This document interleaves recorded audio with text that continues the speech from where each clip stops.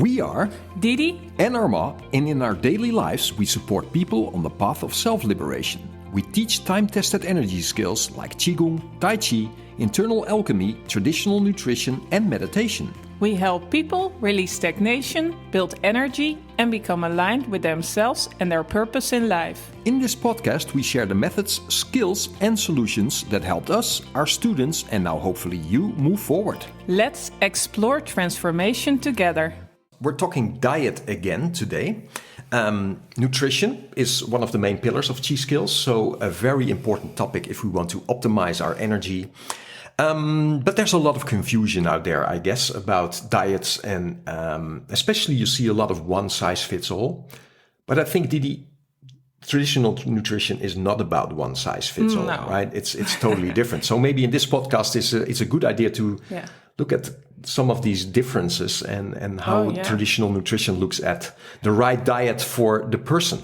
Yeah, no, it's a great topic, because I think when clients come in, the thing they expect is that I tell them what they have to do.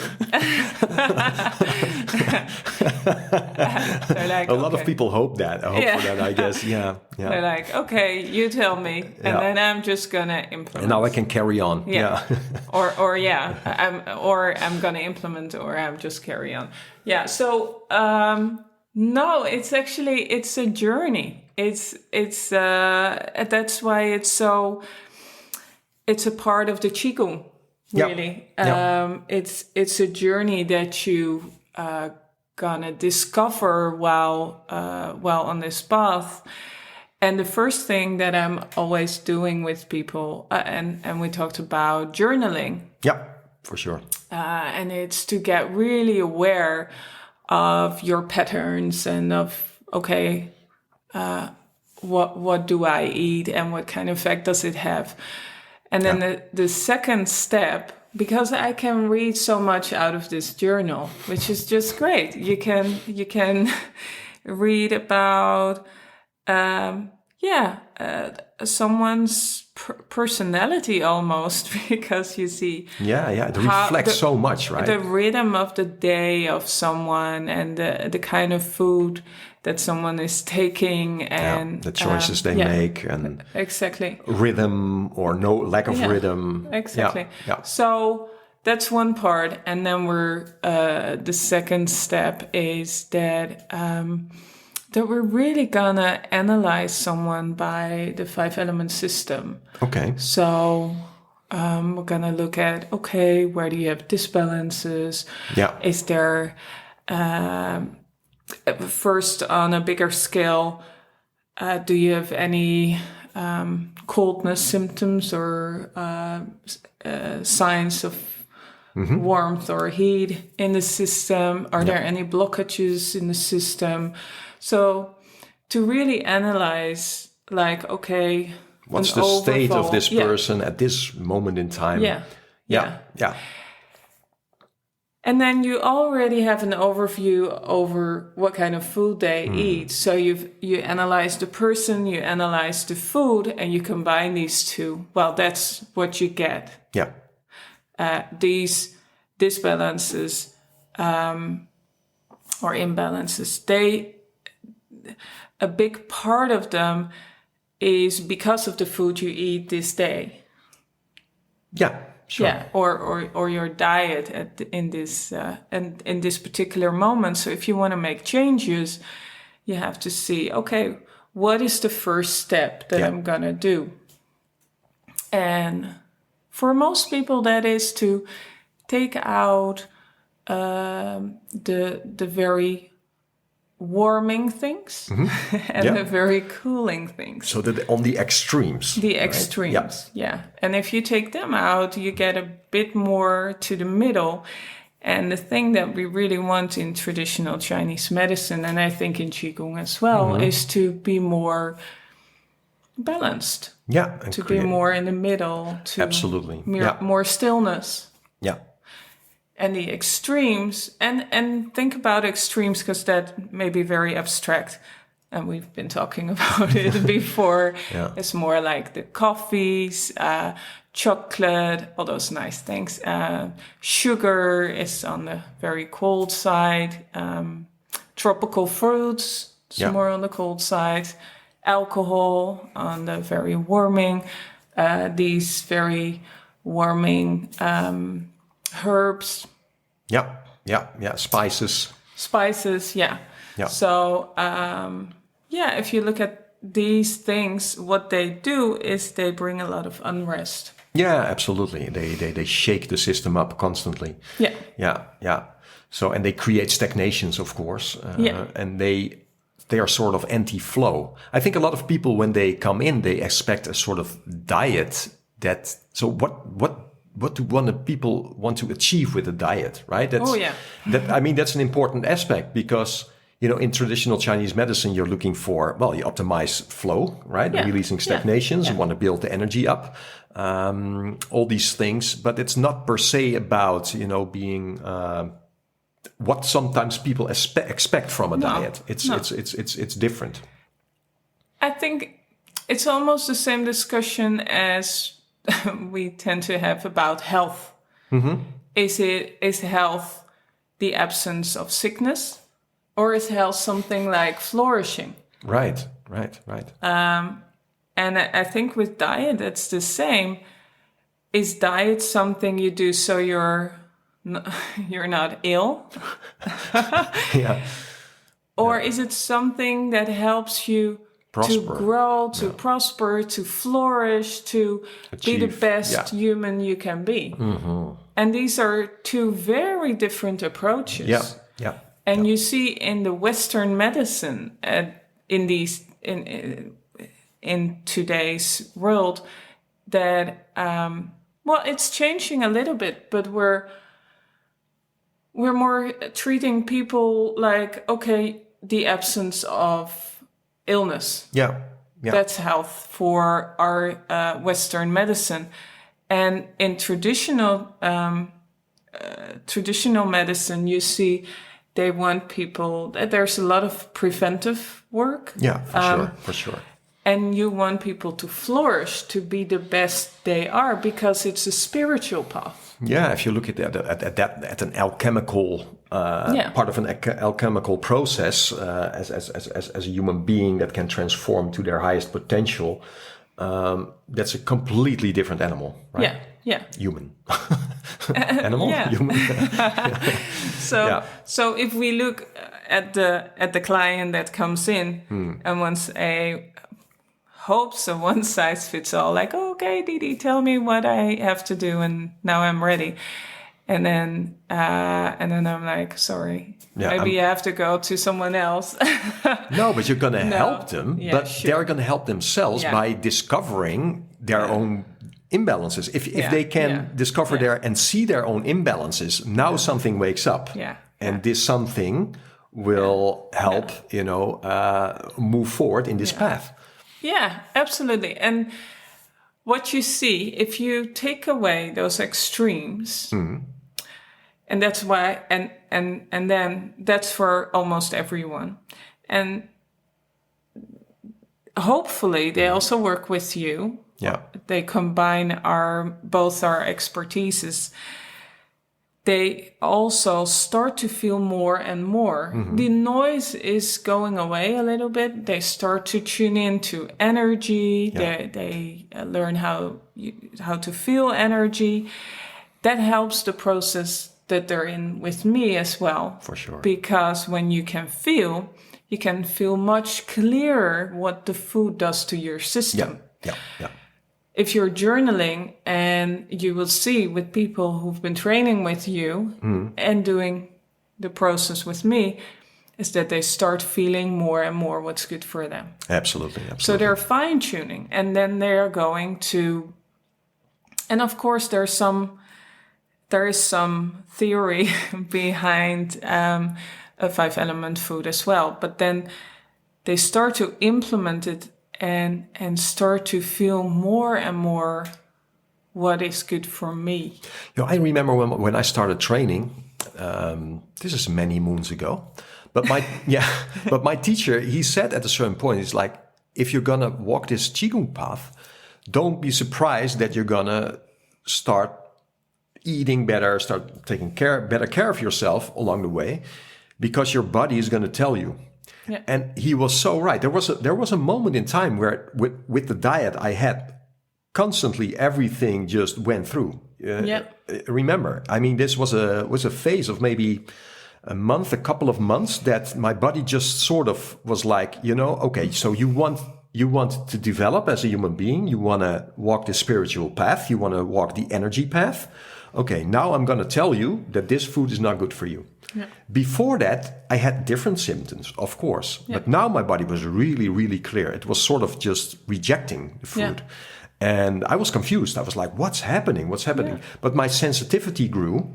So my body our bodies are so intelligent. Oh. And they will tell you, once you start feeling and you start feeling energy, you come in touch with your own energy body, something just wakes up in you. And I think, success in Qigong, and I mean real success in Qigong, is not possible without this. You have to move beyond these imbalances. And so my body was definitely telling me to make different choices. Yeah. And then we were lucky that we stumbled upon, this 5-element system where we had a method to that made sense to fine-tune and adjust, just as you just described right now, right? So it is, or just now. So and you had the same thing also. Yeah, absolutely. For me, it was calling me, and my body was kind of craving for a new approach. Yeah. I was already looking for some system that I could use. And still to this day, we are always looking for, okay, what is the best food in this time, in this, with the weather and with the phase that we're in. What do we need? What's kind of season? And we fine tune. I mean, we have our, we have kind of the system in place, but we're fine tuning all the time. If that ball is rolling, it's rolling, and it's an art, I think. So first, it's like you learn the rough thing. It's like, okay, I understand this is an extreme. I understand this is an extreme. Leave that out for a while. Now I feel better. There's less up and down. But then at a certain point, you're fine tuning and your sensitivity grows. So also the detail of what you're feeling, it's you're getting more pixels, you could say. Every day it becomes a little bit more clear. So when people come in and they start this process, they get, of course, it's a lifetime thing, I guess, you keep adjusting, but the results in the beginning are so huge for people. Yeah. They're like, what? Yeah. And that's the great thing about this. Once you start implying it, you have immediately results. So the funny thing is, you can say, there's no one size fits all for a diet, but there's sort of a one size fits all in a true approach to something, like a method that will work for everyone, but you have to adjust it you have to customize within this thing. I hope I still make sense, but No, it's the most important thing, and we're both working with energy, is that you have to understand what food is. Every food is an energy, contains energy, and it has different directions within it, as you have. Yeah. So it has an effect, like some have more like an expanding effect, or more contracting or raising. Or... To make it a bit more concrete, if you everyone will understand this. If you take a lemon and you take a bite of a lemon, you know exactly where the energy is going. Yeah. Because you just have to imagine someone taking a lemon, and what does his mouth do? Yeah, people will feel it right now. Yeah. I feel it. It's like there's this contraction. It's like, it's very contracting energy. yeah, yeah. So what does that do in your system? It gives it a contracting energy. Yeah. Every food does this. Yeah. Every food, but in a specific way. Yeah. Every food has a certain energy direction. Yeah. Which can help to balance energy out that is out of balance, right? If there's too much expansion, you can put something. Absolutely. And now this is the beautiful thing. To stay with the lemon. The lemon, the sour taste belongs to the wood element. And the wood element is one of endless expansion. It belongs to the phase of being a child and just growing playing up, spring, and creativity. Absolutely. And so when there is too much expansion, you take a bite of a lemon and it kind of brings the energy back. Yeah, brings it a little bit back. And so that gives a relief. Yeah, so you have an opposite.